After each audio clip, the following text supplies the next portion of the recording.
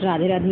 SST की class में आप सभी क्लास 7 के स्टूडेंट्स का मैं प्रियंका त्रिपाठी स्वागत करती हूँ। इस क्लास में हम सिविक्स का लेसन 4 जुडिशरी यानी न्यायपालिका पढ़ रहे थे। हमारे देश की न्यायपालिका का सबसे महत्वपूर्ण काम है न्याय प्रदान करना। इसी टॉपिक को हम आगे बढ़ाते हुए आज इस क्लास में समझेंगे कि हमारे देश की सर्वोच्च न्यायिक संस्था, जिसे हम सर्वोच्च न्यायालय के नाम से जानते हैं, वो कार्य किस तरह से करती है। इससे पहले थोड़ा सा हम पिछला रिवाइज करते हुए चलेंगे। इससे पहले की क्लासेस में आप लोगों ने पढ़ा कि कल्लूराम और परशुराम का झगड़ा पुलिस थाने से शुरू होकर कोर्ट तक पहुंच जाता है। परशु ने कल्लू के साथ मारपीट की और जिसके कारण उसकी गिरफ्तारी हुई और उसका मुकदमा पेशी दर पेशी कोर्ट में चलता रहा। तो आज इस क्लास में हम यही जानेंगे कि कोर्ट किस तरह से काम करता है, उसकी शक्तियाँ क्या हैं और न्यायालय के जो जज होते हैं उनकी योग्यताएं क्या है। हमारे देश की सर्वोच्च विधायी संस्था, जिसे हम सर्वोच्च न्यायालय के नाम से जानते हैं, वो देश में एक ही है। संविधान में पहले समझेंगे कि ये है क्या। हमारे देश की जो न्यायालय का जो ढांचा है, आपके स्क्रीन पर एक पिक्चर दिखाई दे रही है, इसको देखिए और इसे समझते हैं। इसमें 3 कोर्ट दिखाई दे रहे हैं, 3 स्तर के। एक सबसे पहला केंद्र स्तर, फिर दूसरा राज्य स्तर, फिर जनपद स्तर। जनपद स्तर पर न्यायालय 2 भागों में बटे हुए हैं, सत्र न्यायालय और दीवानी न्यायालय। सत्र न्यायालय जिसे सेशंस कोर्ट भी कहते हैं, जिनमें फौजदारी मुकदमे, जिस तरह कल्लू और परशु का जो मुकदमा था, परशु ने कल्लू पर के साथ मारपीट की तो उसका मामला फौजदारी बन गया था।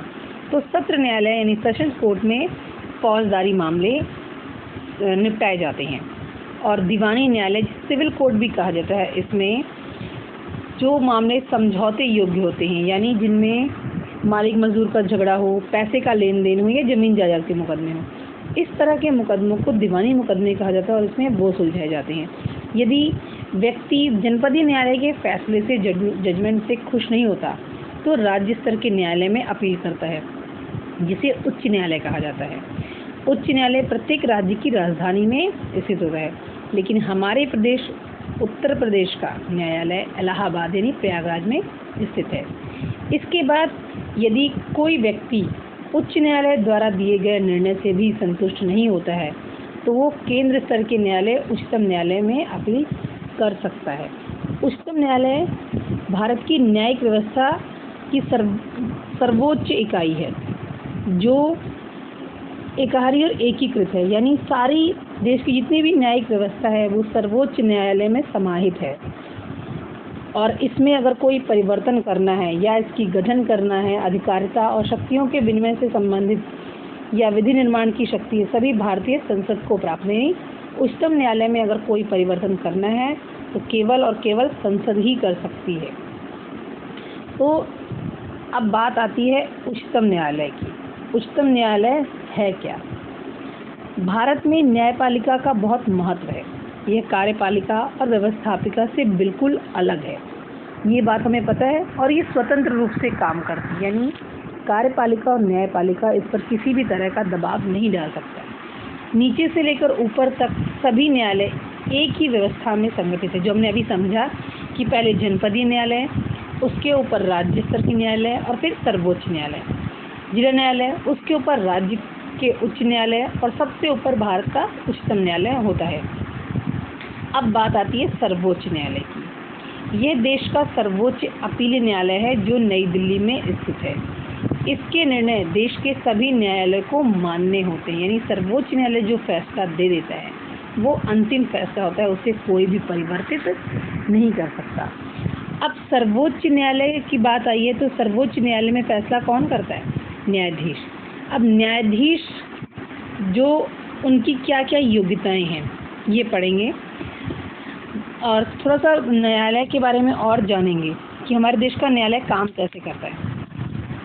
हमारे देश का जो सर्वोच्च न्यायालय, उसकी स्थापना 28 जनवरी 1950 को हुई थी, लेकिन भारत में न्यायालय जो व्यवस्था है, यानी कोर्ट की पहली जो न्यायालय है, उसकी स्थापना 1875 में ही अंग्रेजी शासनकाल के समय कर दी गई थी। स्वतंत्र भारत में जो वर्तमान सुप्रीम कोर्ट है, जो नई दिल्ली में स्थित है, उसकी स्थापना 28 जनवरी 1950 में हुई थी और इसके पहले मुख्य न्यायाधीश हीरालाल जे कानिया थे। आपकी स्क्रीन पे हरीलाल दे रहे हैं, कई किताबों में हरीलाल भी होता है और हीरालाल भी, लेकिन हीरालाल ज़्यादा सही है।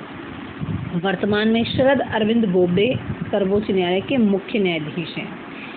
सर्वोच्च न्यायालय का जो उल्लेख है, इससे संबंधित प्रावधान है, वो संविधान के अनुच्छेद 124 में दिए गए हैं और जिसमें जब इस न्यायालय वर्तमान में इसमें न्यायाधीशों की संख्या 33 है और एक मुख्य न्यायाधीश, यानी कुल 34 न्यायाधीश हैं।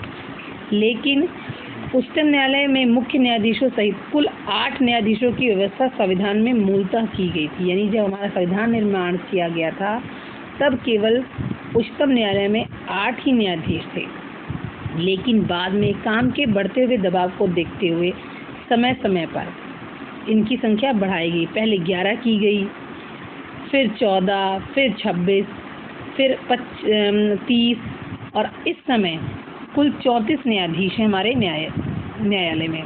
अब बात करते हैं न्यायाधीशों की योग्यता की। तो सबसे पहली योग्यता भारत में किसी भी श्रेष्ठ पद को प्राप्त करने के लिए, किसी भी पद को प्राप्त करने, चाहे वो कितना छोटा हो चाहे कितना बड़ा, कि वह भारत का नागरिक हो और किसी भी हाई कोर्ट में, यानी जो राज्य स्तर के हमारे देश के उच्च न्यायालय हैं, हमारे देश में वर्तमान समय में 24 उच्च न्यायालय हैं, उनमें से किसी भी न्यायालय में 5 वर्षों तक न्यायाधीश हो या फिर किसी भी हाई कोर्ट में कम से कम 10 वर्षों तक से वकालत कर रहा हो, यानी वकील के पद पर कार्य कर रहा हो, और या तो फिर वो राष्ट्रपति की दृष्टि में कानून का विशेष ज्ञाता हो, यानी राष्ट्रपति के हिसाब से वो कानून के बारे में बहुत अच्छी जानकारी रखता हो। अब इसके बाद बात आती है राष्ट्रपति मुख्य न्यायाधीश के कार्यकाल की। अब इन सभी न्यायाधीशों की नियुक्ति राष्ट्रपति द्वारा होती है। उच्चतम न्यायालय के जो न्यायाधीश होते हैं उनकी आयु सीमा कुछ निर्धारित नहीं है, लेकिन पद ग्रहण करने के बाद यदि वो 65 वर्ष तक की आयु पार कर लेते हैं, 65 वर्ष तक उनकी जो आयु हो जाती है, तो उन्हें अपने पद से त्यागपत्र देना पड़ता है, यानी उन्हें निवृत्त कर दिया जाता है, रिटायर कर दिया जाता है। और इसके अलावा भी असमर्थता या कदाचार का दोष प्रमाणित हो जाने पर संसद की सिफारिश पर भी राष्ट्रपति को इस पद से हटा सकते हैं। यानी ये नहीं जैसे अन्य पदों के लिए 5 साल, 2 साल या 6 साल की बाउंडेशन होती है, सुप्रीम कोर्ट के जज के लिए ऐसी कोई बाउंडेशन नहीं है। यदि जो न्यायाधीश हैं वो 65 वर्ष की आयु पूरी कर लेते हैं तो उन्हें उनके पद से हटना होता है। तब इसके बाद आती हैं हमारे जो देश का सर्वोच्च न्यायालय है, उसकी शक्तियाँ क्या क्या हैं। संविधान द्वारा उच्चतम न्यायालय को व्यापक अधिकार प्राप्त है। कुछ मुकदमों की प्रारंभिक सुनवाई उच्चतम न्यायालय में ही होती है। अब ऐसे मुकदमे हैं जो शुरुआत से ही सर्वोच्च न्यायालय में सुने जाते हैं। वो मुकदमे जो संघीय सरकार तथा राज्य सरकार द्वारा केवल राज्यों के परस्पर विवादों के कारण उत्पन्न हुए हैं, यानी इन सभी को प्रारंभिक क्षेत्राधिकार के अंतर्गत रखा गया है। भारत संघ तथा एक से, यानी केंद्र सरकार या राज्य सरकार के बीच में कोई विवाद होता है तो उसे कौन सुलझाएगा? उच्चतम न्यायालय। भारत संघ तथा कई राज्यों से मिलकर बना है तो उनके बीच में आपस में विवाद भी हो सकते हैं, तो ये इनका निपटारा कहाँ होगा? सर्वोच्च न्यायालय में। 2 या 2 से अधिक राज्यों के बीच में यदि कोई विवाद हो, यानी यदि 2 राज्यों के बीच में कोई विवाद हो, किसी बात पर कोई बहस है, तो उसका निपटारा भी कहाँ होगा? सर्वोच्च न्यायालय में। प्रारंभिक क्षेत्राधिकार के अंतर्गत उच्चतम न्यायालय उसी विवाद को निर्णय के लिए स्वीकार करेगा जिसमें किसी तथ्य या विधि का प्रश्न शामिल ना हो, यानी किसी तरह की कोई कानूनी यानी संवैधानिक छेड़छाड़ ना की जाए। इसके बाद सर्वोच्च न्यायालय भारतीय संविधान का संरक्षक व उसके प्रावधानों की व्याख्या करता है। भारत में सर्वोच्च न्यायालय अपील का अंतिम न्यायालय है, यानी इसके बाद हम कहीं पर भी अपील नहीं कर सकते। सर्वोच्च न्यायालय ने जो फैसला सुना दिया वो अंतिम है। भारत का उच्चतम न्यायालय नागरिकों के मूल अधिकारों का संरक्षक है।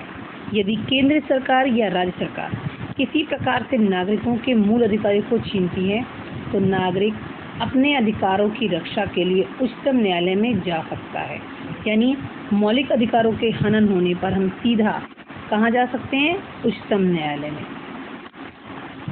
फिर बात आती है राष्ट्रपति द्वारा मांगने पर उच्चतम न्यायालय राष्ट्रपति को कानूनी प्रश्नों पर परामर्श देता है या परामर्श देने से मना कर सकता है। राष्ट्रपति सर्वोच्च न्यायालय द्वारा दिए गए परामर्श को स्वीकार करने के लिए बाध्य नहीं है। यदि राष्ट्रपति को किसी कानूनी प्रश्न पर कोई सलाह चाहिए तो उच्चतम न्यायालय उसे देता है।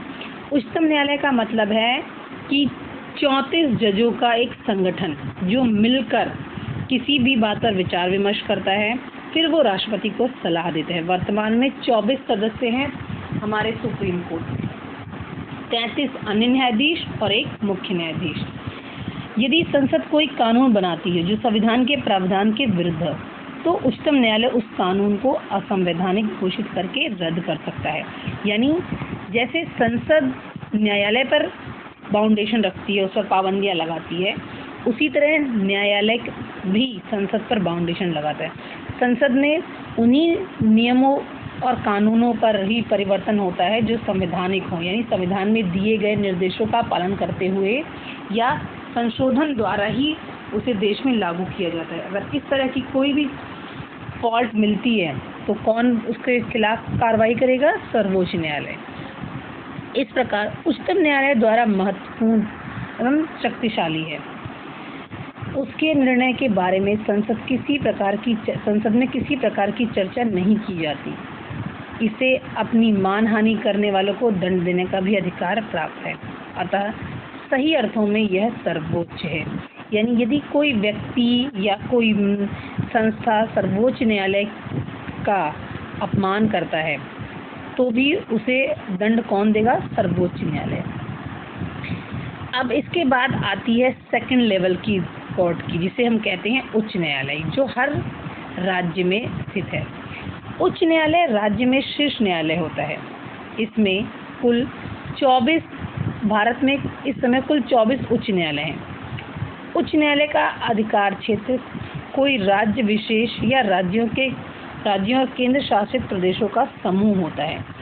यानी हर एक राज्य का व्यक्तिगत भी उच्च न्यायालय हो सकता है या फिर 2-3 राज्यों का मिलाकर, जैसे हरियाणा और पंजाब का एक सम्मिलित उच्च न्यायालय है जो चंडीगढ़ में स्थित है।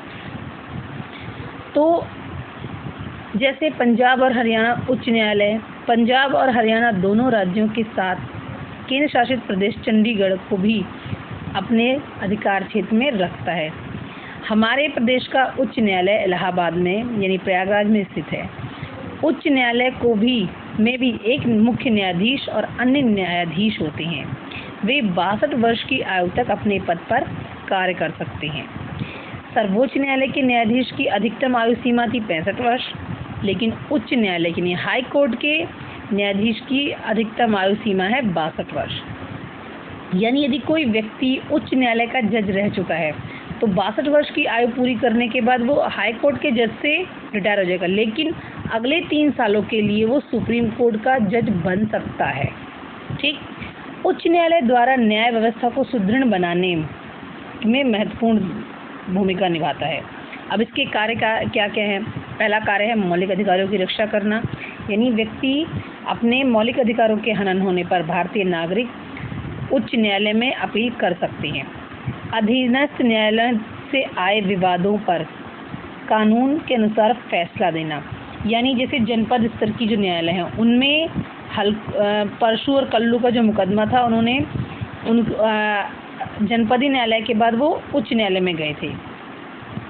जनहित याचिकाओं पर फैसले सुनाना, अधीनस्थ न्यायालयों का निरीक्षण और पर्यवेक्षण करना, यानी जनपद स्तर की जितने भी न्यायालय हैं प्रत्येक राज्य में बहुत सारे जनपद होते हैं, बहुत सारे ज़िले होते हैं, तो उनकी जो न्यायालय है उनका निरीक्षण और पर्यवेक्षण करना था। तो ये थे हमारे देश के उच्चतम न्यायालय और उच्च न्यायालय की बात। मुझे उम्मीद है कि आप लोगों को इतना समझ में आया होगा। यदि इससे रिलेटेड कोई भी डाउट हो या कोई भी प्रॉब्लम हो तो आप लोग पूछ लेंगे। आज की क्लास में बस इतना ही। Thank you.